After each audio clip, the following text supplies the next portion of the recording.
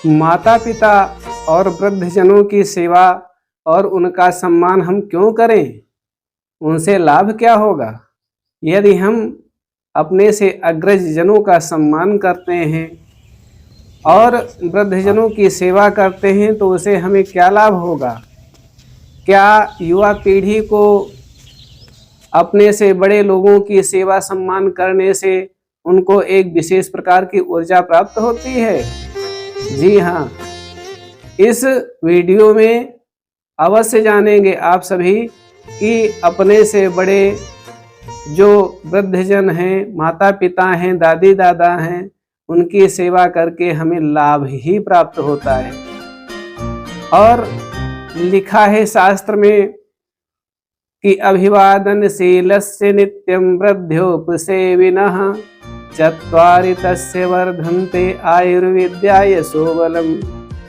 जो बड़े लोगों का, जो बड़े बूढ़े लोगों का, जो माता पिता का सम्मान करते हैं, सेवा करते हैं, उनकी आयु बढ़ जाती है, बल बढ़ जाता है, विद्या बढ़ जाती है और नाम बढ़ जाता है। लेकिन आज के व्यक्ति इस बात को नहीं मानते।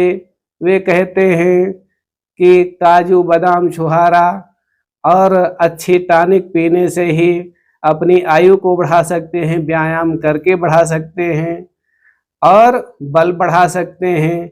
विद्या हम शंख पुष्पियो ब्राह्मी और कौन सी टेबलेट को खा करके हम अपने शरीर में बुद्धि को बढ़ा सकते हैं। कौन जरूरत है माता पिता की सेवा करके? वे लोग पशु बुद्धि के हैं। भागवत में लिखा है कि मंदः सुमंद मतयो मंद भाग्यो ह्युपद्रुतः।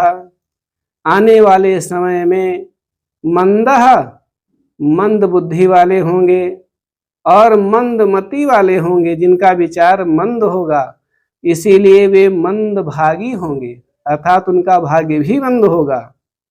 वे सेवा करने से कतराएंगे बूढ़े लोगों की, तो उनका भाग्य मंद हो जाएगा। व्यक्ति के 4 पुरुषार्थ होते हैं, धर्म, अर्थ, काम और मोक्ष।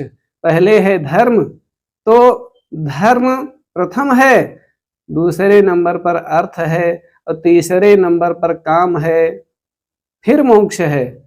लेकिन इस पशु बुद्धि वाले जीव ने क्या कर दिया?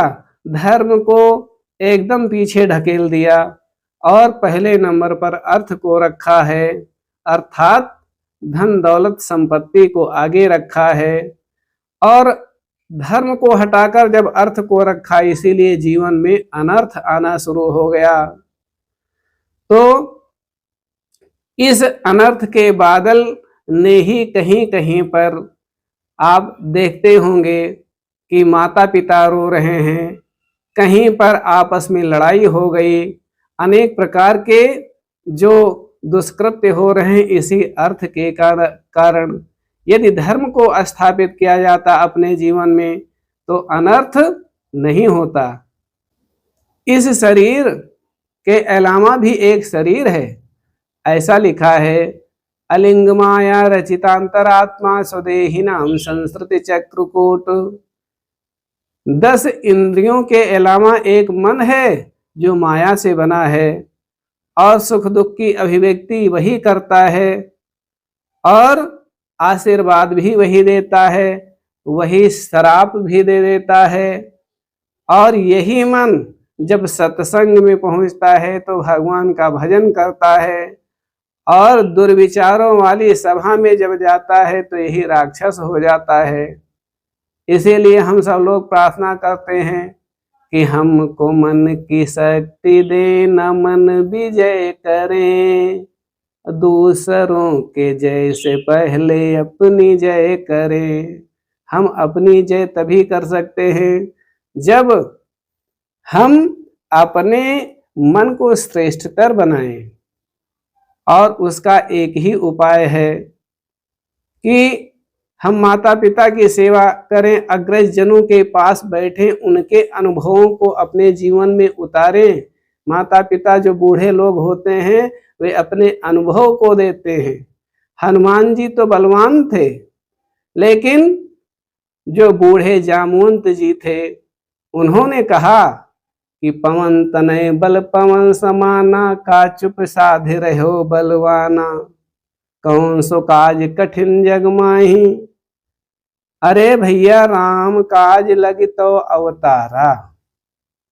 जब प्रेरित किया तब हनुमान जी ने छलांग लगाई और लंका क्या है, लंका को उल्टा करो तो काल पर विजय प्राप्त कर लिया।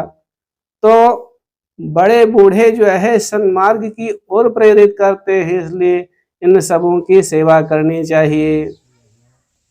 मन ही श्राप देता है, मन ही आशीर्वाद देता है, तो आशीर्वाद लेना है, किसी का श्राप नहीं लेना है।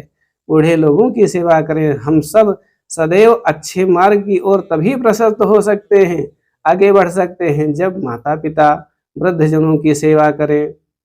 अगली बार फिर मिलेंगे। जय जय श्री सीताराम जी की जय।